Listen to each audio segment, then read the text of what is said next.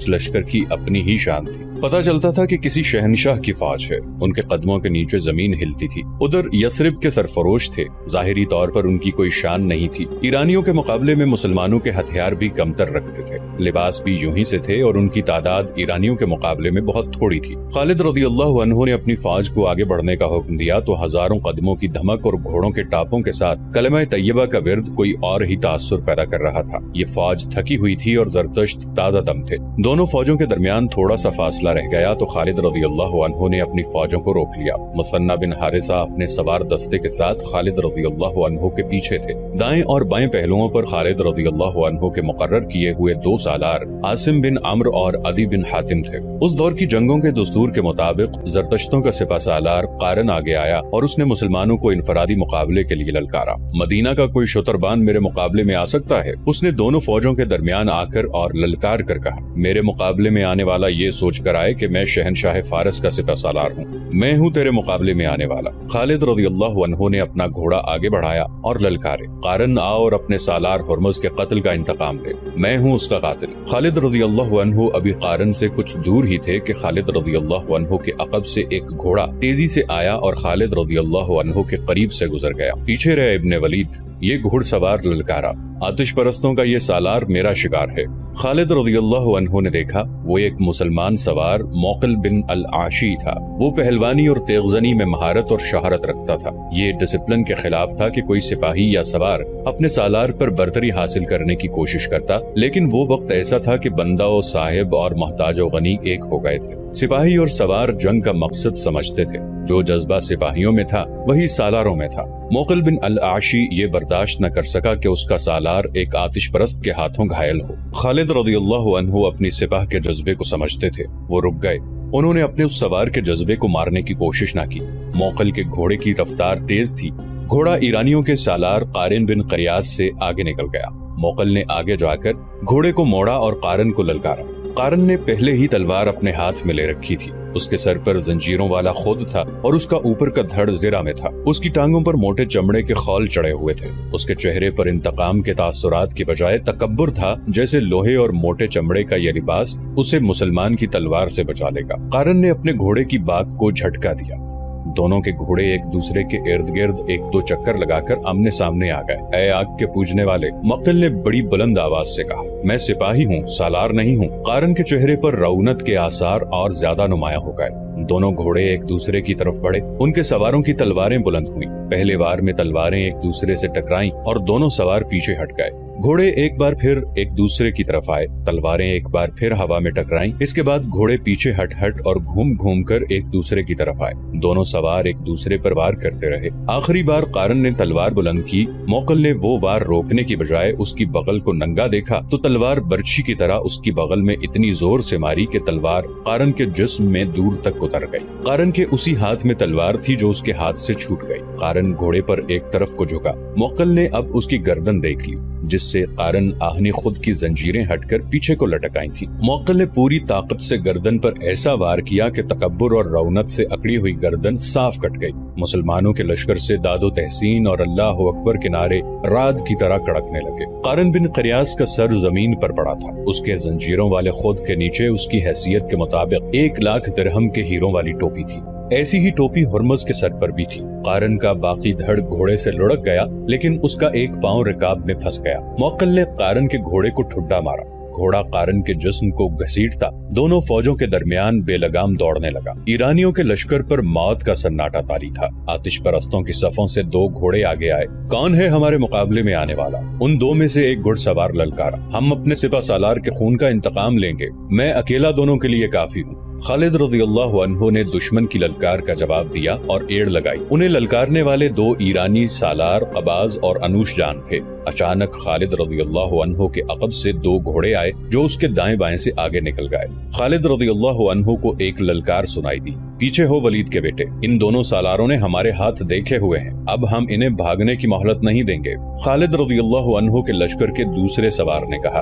खालिद रज़ियल्लाहु अन्हु ने ये देखा कि ये दोनों सवार जो उनके करीब से سے گزر کر دشمن کے مقابلے پر چلے گئے تھے، ان کے لشکر کے دائیں اور بائیں پہلوؤں کے سالار عاصم بن عمرو اور عدی بن حاتم تھے۔ ان دونوں نے کپڑوں کا لباس زیب تن کر رکھا تھا اور وہ جن کے مقابلے میں گئے تھے وہ سر سے پاؤں تک لوہے میں ڈوبے ہوئے تھے۔ مسلمان سالاروں کو اپنے اللہ پر بھروسہ تھا اور آتش پرست اس زرہ پر یقین رکھتے تھے جو انہوں نے پہن رکھی تھی۔ انہیں معلوم نہ تھا کہ تلوار کے وار کو آہن نہیں عقیدہ روکا کرتا ہے۔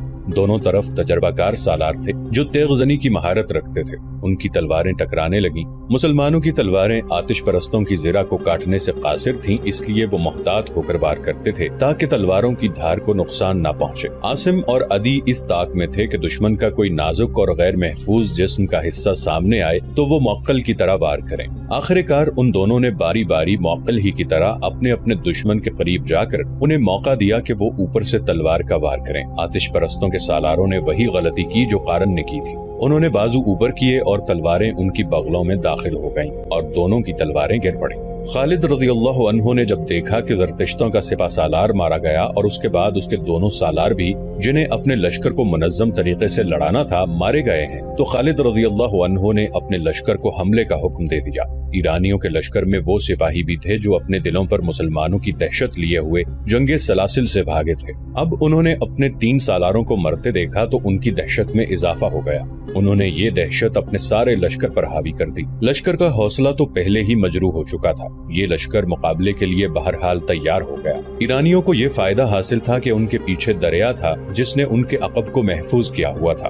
اس دریا کا دوسرا فائدہ انہیں یہ نظر آ رہا تھا کہ اس میں بڑی کشتیاں بندی ہوئی تھیں جو لشکر کے ساتھ آئی تھیں۔ پسپا ہونے کے لیے ان کشتیوں نے ان کے کام آنا تھا۔ انہیں یہ ڈر بھی نہیں تھا کہ مسلمان تعاقب میں آ سکیں گے۔ خالد رضی اللہ عنہ کے حملے کا انداز ہلہ بولنے والا یا اندھا دھند ٹوٹ پڑنے والا نہیں تھا۔ انہوں نے ایک ہی بار میں اپنے تمام دستے جنگ میں نہیں جھونک دیے۔ انہوں نے قلب کے دستوں کو باری باری آگے بھیجا اور انہیں ہدایت دی کہ وہ دشمن کی صفوں کے اندر نہ جائیں بلکہ دشمن کو اپنے ساتھ آگے لانے کی کوشش کریں۔ اس کے ساتھ ساتھ خالد رضی اللہ عنہ پہلوؤں کو اس طرح پھیلاتے چلے گئے کہ وہ دشمن پر پہلوؤں سے حملہ کر سکیں۔ دشمن کے سپہ سالار اور 2 سالاروں کی لاشیں گھوڑوں کے سموں تلے کچلی مسلی گئی تھیں۔ یہ فارس کی شہنشاہی کا غرور تھا جو مسلمانوں کے گھوڑوں تلے کچلا جا رہا تھا۔ اس صورتحال میں آتش پرستوں کے حوصلے مر سکتے تھے، بیدار نہیں ہو سکتے تھے۔ مسلمانوں کے نعرے اور ان کی للکار ان کے پاؤں اکھاڑ رہی تھی۔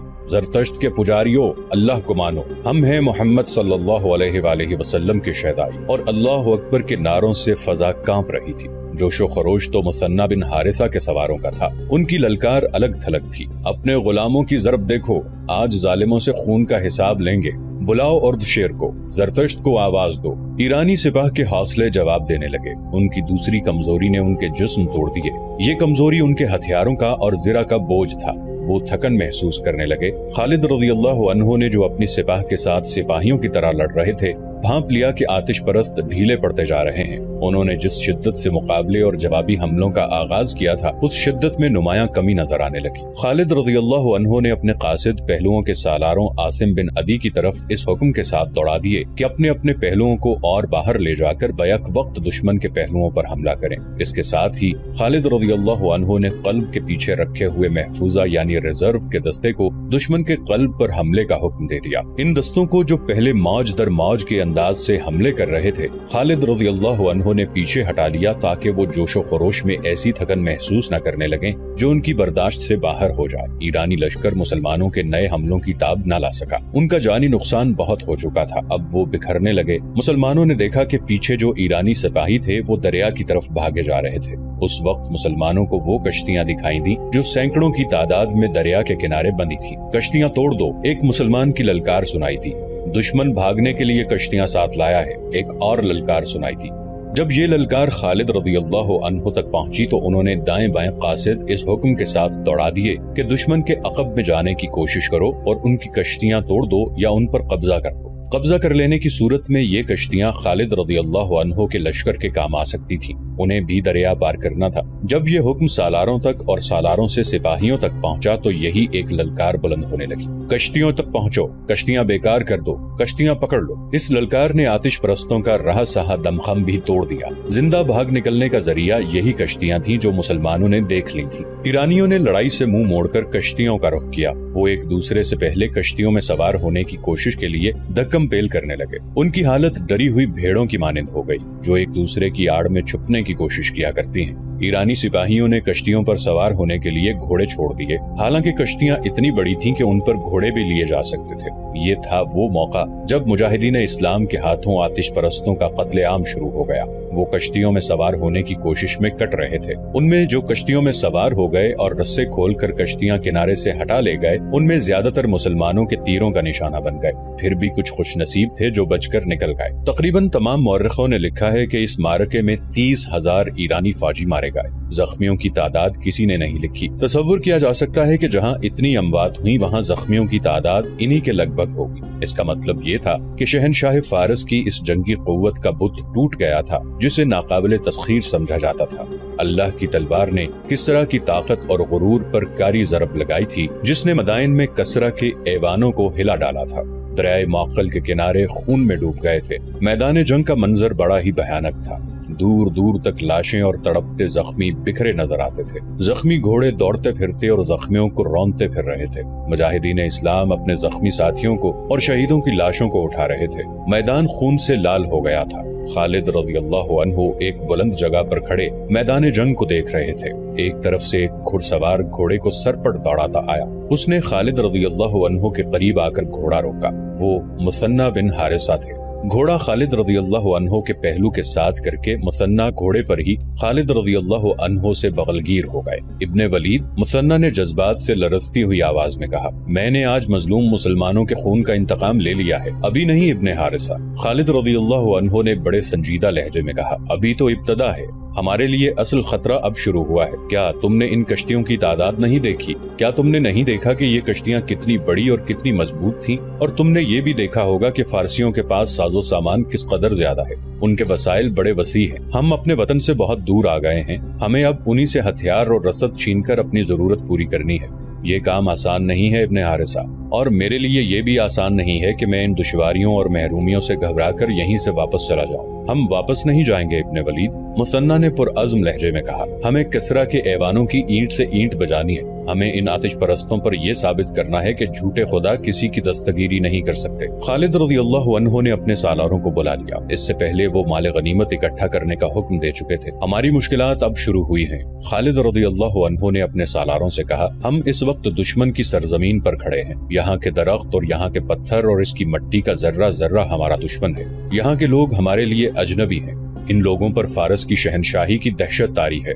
ये लोग उर्दशेर को फिरौन समझते हैं। ये बड़ी मुश्किल से मानेंगे कि कोई ऐसी ताकत भी है जिसने फारस की शहनशाही का बुत तोड़ डाला है। मेरे रफीकों, यहाँ के लोगों को अपने साथ मिलाए बगैर हम यहाँ एक कदम भी नहीं चल सकते। हम किसी से ताउन की भीख नहीं मांगेंगे। हम मोहब्बत से उनके दिल मोह लेने की कोशिश करेंगे, और जिस पर हमें जरा सा भी शक होगा कि वो हमें जाहिरी तौर पर या दरपर्दा नुकसान पहुँचाने की कोशिश कर रहा है, हम उसे जिंदा रहने के हक से महरूम कर देंगे। हम उन लोगों को गुलाम बनाने नहीं आए, हम उन्हें गुलामी से और बातिल के अकीदों से निजात दिलाने आए हैं। जो इलाके हमने ले लिए हैं उनके इंतजामी उमूर की तरफ फौरी तवज्जो देनी है। यहाँ मुसलमान भी आबाद हैं, वो यकीनन हमारा साथ देंगे। लेकिन मेरे दोस्तों, किसी पर सिर्फ इसलिए एतबार न कर लेना कि वो मुसलमान है। गुलामी इतनी बुरी चीज है कि इंसानों की फितरत बदल डालती है। यहाँ के मुसलमानों को एतमाद में लेकर उनसे मालूम करना है कि शहनशाह फारस के हामी कौन कौन हैं। उनकी छानबीन करके उनके दर्जे मुकर्रर करने हैं। जिन पर जरा सा भी शक हो उसे गिरफ्तार कर लो, और जो गैर मुस्लिम सच्चे दिल से हमारे साथ ताउन करना चाहते हैं उसे इस्लाम की दावत दो। मैं मुख्तलिफ शोबे कायम कर रहा हूँ। खालिद रज़ियल्लाहु अन्हु ने मफतूहा इलाकों के बाशिंदों पर सबसे ज्यादा तवज्जो दी। उन्होंने ऐलान किया कि जो गैर मुस्लिम बाशिंदे मुसलमानों की इताअत कबूल कर लेंगे उनसे जिजिया वसूल किया जाएगा, और मुसलमान उन्हें अपनी पनाह में समझेंगे। उनकी जरूरियात और उनकी जानो माल का तहफ़्फ़ुज़ मुसलमानों की जिम्मेदारी होगी। इस ऐलान के साथ ही बेशतर बाशिंदे मुसलमानों की पनाह में आ गए। खालिद रज़ियल्लाहु अन्हु ने उस इलाके से जिजिया और महसूलात वगैरह जमा करने के लिए एक शोबा कायम कर दिया, जिसका निगरान सुवैद बिन मकरन को मुकर्रर किया गया। दूसरा शोबा जिसकी सबसे ज्यादा जरूरत थी वो जासूसी का शोबा था। अब बाकायदा और माहिराना जासूसी की जरूरत थी। खालिद रज़ियल्लाहु अन्हु ने उसी वक्त अपने जासूस, जो उसी इलाके के रहने वाले मुसलमान थे, दरियाए फुरात के पार भेज दिए। जब माले गनीमत जमा हो गया तो देखा कि ये जंगे सलासिल की निस्बत खासा ज्यादा था। खालिद रज़ियल्लाहु अन्हु ने اس کے 5 حصے کیے، 4 اپنی سپاہ میں تقسیم کر کے 5واں حصہ مدینہ بھیج دیا۔ مورخ لکھتے ہیں کہ اس سے پہلے خالد رضی اللہ عنہ کو اتنا سنجیدہ اور اتنا متفکر کبھی نہیں دیکھا گیا تھا جتنا وہ اب تھے۔ مئی 633 عیسوی کے پہلے ہفتے، جو ماہ سفر 12 ہجری کا تیسرا ہفتہ تھا، زرتشت کے پجاریوں کے لیے دریائے فرات کا سرسبز و شاداب خطہ جہنم بن گیا تھا۔ کس قدر ناز تھا انہیں اپنی جنگی طاقت پر، اپنی شان و شوکت پر، اپنے گھوڑوں اور ہاتھیوں پر۔ وہ تو فرعون کے ہم پلہ ہونے کا دعویٰ کرنے لگے تھے اور کسرا دہشت کی علامت بنتا جا رہا تھا۔ دجلہ اور فرات کے سنگم کے وسیع علاقے میں خالد رضی اللہ عنہ نے، جنہیں رسول اکرم صلی اللہ علیہ وآلہ وسلم نے اللہ کی تلوار کا خطاب دیا تھا، فارس کے زرتشتوں کو بہت بری شکستیں دی تھی اور ان کے ہرمز، قارن بن قریانس، انوش جان اور قباز جیسے سالاروں کو موت کے گھاٹ اتار دیا تھا۔ لیکن کسرا اردشیر نے ابھی شکست تسلیم نہیں کی تھی۔ اس کے پاس ابھی بے پناہ فوج موجود تھی اور مدینہ کے مجاہدین کو وہ اب بھی بدو اور صحرائی لٹیرے کہتا تھا۔ اس نے شکست تسلیم تو نہیں کی تھی، لیکن شکست اور اپنے نامور سالاروں کی مسلمانوں کے ہاتھوں موت کا جو صدمہ اسے ہوا تھا، وہ اسے چھپا نہیں سکا تھا۔ ہرمز کی موت کی اطلاع پر وہ اپنے دل پر ہاتھ رکھ کر دوہرا ہو گیا تھا۔ اس نے سنبھلنے کی بہت کوشش کی تھی، لیکن ایسے مرض کا آغاز ہو چکا تھا جس نے اسے بستر پر گرا دیا۔ مورخوں نے اس مرض کو صدمے کا اثر لکھا ہے۔ کیا میرے لیے شکست اور پسپائی کے سوا اب کوئی خبر نہیں رہ گئی؟ اس نے بستر پہ اٹھ کر بیٹھتے ہوئے گرج کر کہا، کیا مدینہ کے مسلمان جنات ہیں؟ کیا وہ کسی کو نظر نہیں آتے اور وار کر جاتے ہیں؟ طبیب اردشیر کی منظور نظر 2 جوان سال بیویاں اور اس کا وزیر حیران و پریشان کھڑے اس قاصد کو گھور رہے تھے جو ایرانیوں کی فوج کی ایک اور شکست اور پسپائی کی خبر لایا تھا۔ اس کے آنے کی اطلاع جب اندر آئی تو طبیب نے باہر جا کر قاصد سے پوچھا کہ وہ کیا خبر لایا ہے۔ قاصد نے جب خبر سنائی تو طبیب نے اسے کہا تھا کہ وہ کسرا کو ابھی ایسی بری خبر نہ سنائے کیونکہ اس کی طبیعت اس کے متحمل نہیں ہو سکتی۔ لیکن یہ قاصد کوئی معمولی سپاہی نہیں تھا کہ وہ طبیب کا کہا مان جاتا۔ وہ پرانا کماندار تھا۔ اس کا عہدہ سالاری سے 2 ہی درجے کم تھا۔ اسے کسی سالار نے نہیں بھیجا تھا، اسے بھیجنے کے لیے کوئی سالار زندہ نہیں بچا تھا۔ طبیب کے روکنے سے وہ نہ رکا۔ اس نے کہا کہ اسے کسرا کی صحت کا نہیں، فارس کی شہنشاہی اور زرتشت کی عظمت کا غم ہے۔ اگر شہنشاہ اردشیر کو اس نے دجلہ اور فرات کی جنگی کیفیت کی پوری اطلاع نہ دی تو مسلمان مدائن کے دروازے پر آ دمکیں گے۔ اس نے طبیب کی اور کوئی بات نہ سنی، اندر چلا گیا اور اردشیر کو بتایا کہ مسلمانوں نے فارس کی فوج کو بہت بری شکست دی ہے۔ اردشیر لیٹا ہوا تھا، اٹھ بیٹھا، غصے سے اس کے ہونٹ اور اس کے ہاتھ کانپ رہے تھے۔ شہنشاہ فارس، کماندار نے کہا، مدینہ والے جنات نہیں، وہ سب کو نظر آتے ہیں، لیکن کیا قارن مر گیا تھا؟ اردشیر نے غصے سے پوچھا۔ ہاں شہنشاہ، کماندار نے جواب دیا، وہ ذاتی مقابلے میں مارا گیا تھا۔ اس نے دونوں فوجوں کی لڑائی تو دیکھی ہی نہیں۔ مجھے اطلاع دی گئی تھی کہ قباز اور انوش جان بھی اس کے ساتھ تھے، وہ بھی قارن کے انجام کو پہنچ گئے تھے۔ کماندار نے کہا، وہ قارن کے قتل کا انتقام لینا چاہتے تھے۔ دونوں نے اکٹھے آگے بڑھ کر مدینہ کے سالاروں کو للکارا اور دونوں مارے گئے۔ شہنشاہ فارس، کیا فارس کی اس عظیم شہنشاہی کو اس انجام تک پہنچنا ہے؟ نہیں، گستاخی کی معافی چاہتا ہوں۔ اگر کسرا نے صدمے سے اپنے آپ کو یوں روک لگا لیا تو کیا ہم زرتشت کی عظمت کو مدینہ کے بدوؤں سے بچا سکیں گے؟ تم کون ہو؟ اردشیر نے پوچھا۔ میں کماندار ہوں، کماندار نے جواب دیا۔ میں کسی کا بھیجا ہوا قاصد نہیں، میں زرتشت کا جانثار ہوں۔ دربان کو بلاؤ، اردشیر نے حکم دیا۔ تم نے مجھے نیا حوصلہ دیا ہے۔ مجھے یہ بتاؤ کہ کیا مسلمانوں کی نفری زیادہ ہے؟ کیا ان کے پاس گھوڑے زیادہ ہیں؟ کیا ہے ان کے پاس؟ دربان اندر آیا اور حکم کے انتظار میں جھک کر دوہرا ہو گیا۔ سردار اندزرغر کو فوراً بلاؤ، اردشیر نے دربان سے کہا اور کماندار سے پوچھا، کیا ہے ان کے پاس؟ بیٹھ جاؤ اور مجھے بتاؤ۔ ہمارے مقابلے میں ان کے پاس کچھ بھی نہیں، کماندار نے جواب دیا۔ ان میں لڑنے کا جذبہ ہے، میں نے ان کے نعرے سنے ہیں، وہ نعروں میں اپنے خدا اور رسول کو پکارتے ہیں۔ میں نے ان میں اپنے مذہب کا جنون دیکھا ہے، وہ اپنے عقیدے کے بہت پکے ہیں اور یہی ان کی طاقت ہے۔ ہر میدان میں ان کی تعداد تھوڑی ہے۔ ٹھہر جاؤ، اردشیر نے کہا، اندزرغر آ رہا ہے، مجھے اپنے اس سالار پر بھروسہ ہے۔ اسے بتاؤ کہ ہماری فوج میں کیا کمزوری ہے کہ اتنی زیادہ تعداد میں ہوتے ہوئے بھاگ آتی ہے۔ اندزرغر، اردشیر بستر پر نیم دراز تھا، اپنے ایک اور نامور سالار سے کہنے لگا، کیا تم نے سنا نہیں کہ قارن بن قریان بھی مارا گیا ہے، قباز بھی مارا گیا اور انوش جان بھی مارا گیا ہے؟ اندزرغر کی آنکھیں ٹھہر گئیں جیسے حیرت نے اس پر سکتہ طاری کر دیا ہو۔ اسے بتاؤ کماندار، اردشیر نے کماندار سے کہا، کیا میں ان حالات میں زندہ رہ سکوں گا؟ कमांदार ने सालार इंदज़रगर को तफसील से बताया कि मुसलमानों ने उन्हें दरियाए मौकल के किनारे किस तरह शिकस्त दी है और ये भी तफसील से बताया कि मदाइन की फौज किस तरह भागी है। इंदज़रगर उर्दशेर ने कहा, हम अब एक और शिकस्त का खतरा मूल नहीं ले सकते। मुसलमानों से सिर्फ शिकस्त का इंतकाम नहीं लेना, उनकी लाशें फुरात में बहा देनी है। ये इसी सूरत में मुमकिन है कि तुम ज्यादा से ज्यादा फौज लेकर जाओ। तुम उस इलाके से वाकिफ हो, तुम बेहतर समझते हो कि मुसलमानों को कहाँ घसीट कर लड़ाना है। वो रेगिस्तान के रहने वाले हैं, इंदज़रगर ने कहा, और वो रेगिस्तान में ही लड़ सकते हैं। मैं उन्हें सरसब्ज और दलदली इलाके में आने दूंगा और उन पर हमला कर दूंगा। मेरी नजर में दलजा मौजू इलाका है। उसने कमांदार से पूछा, उनके घुड़सवार कैसे हैं? उनके सवार दस्ते ही उनकी असल ताकत हैं। कमांदार ने कहा, उनके सवार बहुत तेज और होशियार हैं। दौड़ते घोड़ों से उनके चलाए हुए तीर खता नहीं जाते। उनके सवारों का हमला बहुत ही तेज होता है। वो जमकर नहीं लड़ते, एक हल्ला बोलकर इधर उधर हो जाते हैं। यही वो राज है जो हमारे सालार नहीं समझ सकते।